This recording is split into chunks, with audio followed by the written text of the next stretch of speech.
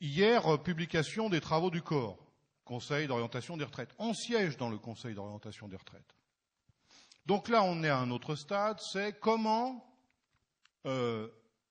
faire peur à la populace pour justifier les mesures que l'on ne peut pas justifier sur un autre terrain. Donc là, on puise dans un rapport qui est uniquement un rapport économique, statistique, qui vise à faire des projections sur l'avenir. Et en ce sens, nous-mêmes, on est pour avoir des projections sur ce qui est susceptible de se passer. Si on veut assurer la pérennité d'un système de retraite qui assure une solidarité entre les générations, il faut bien anticiper sur les événements. Donc on se sert de certains chiffres que l'on met en exergue pour faire peur à la population. Un seul, et vous l'avez peut-être entendu, il faut 2600 milliards d'euros supplémentaires pour financer les retraites d'ici 2050. Pour le commun des citoyens, 2600 milliards d'euros, ça peut vouloir dire à la fin, notre système de retraite, il est mort. Voilà.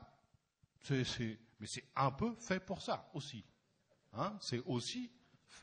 Si on dit pas, pour ceux qui disent il faut 2600 milliards d'euros d'ici 2050 en plus, si on ne dit pas dans le même temps le pays est susceptible de créer 120 000 milliards d'euros de richesse, donc ça représente que 2% de cette masse-là, on ne dit pas tout.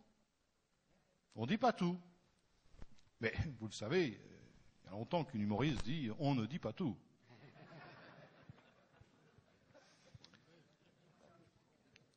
Autre élément sur lequel on va essayer aussi de communiquer, que font apparaître ces travaux du Conseil d'orientation des retraites, alors qu'il prend différentes hypothèses en matière de chômage, en matière d'activité, en matière de croissance de la masse salariale, sur 40 ans. C'est des hypothèses. Nous l'avons dit dans les premiers commentaires. Prenons ça aussi avec mesure. C'est comme si en 1970, on avait demandé au pays de se prononcer sur ce que serait la situation en 2010. Qui, en 70, pouvait dire le chômage, 10%,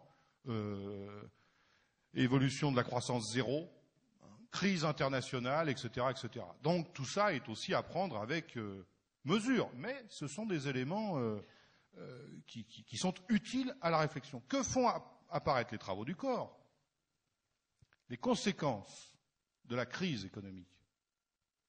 Conséquences de la crise économique sur les ressources des régimes de retraite. Conséquences cumulées, parce que le pays qui a vu disparaître 680 000 emplois détruits depuis le début de la crise, 680 000 emplois, c'est naturellement des emplois, des ressources, une masse salariale, une activité en moins, des richesses produites dans le pays en moins. Les conséquences de la crise sur le système des retraites, c'est plus de 600 milliards d'euros. Et ça, c'est pas les salariés qui en sont les responsables, ni les actifs comme les retraités. C'est pas les salariés qui sont responsables de la crise. Mais ça, on le met sur la facture des efforts qu'il faudrait faire. Donc on va avoir aussi, il y a une bataille sur l'interprétation de ces chiffres qui peuvent apparaître astronomiques, inaccessibles, mais aussi à quoi ils correspondent. Donc on entre dans cette phase, vous le savez bien, je ne vous apprends rien, cette nouvelle phase où il va falloir faire face. Naturellement, la CGT va faire face. On a mené une campagne, vous le savez, on a mené des cycles de formation. On a plus de 10 000 maintenant militants de la CGT qui, et peut-être que vous en faites partie, qui ont pu participer à une session pour mieux comprendre la problématique.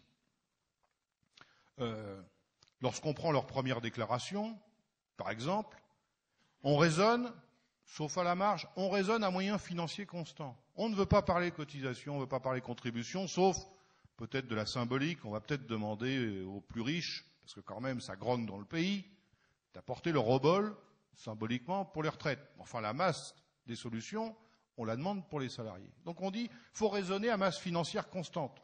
Ce qui est, encore une fois, la position du MEDEF. Le MEDEF a dit, les entreprises, pas 1 euro de plus pour financer les retraites. C'est aux salariés de se débrouiller entre eux. Si on prend leur raisonnement, qui consiste à dire, on raisonne à masse financière, à ressources constantes, et comme le dit le président de la République. On ne baissera pas le niveau des pensions. On sait que ça n'est déjà pas le cas aujourd'hui. Mais prenons cette affirmation pour ce qu'elle est.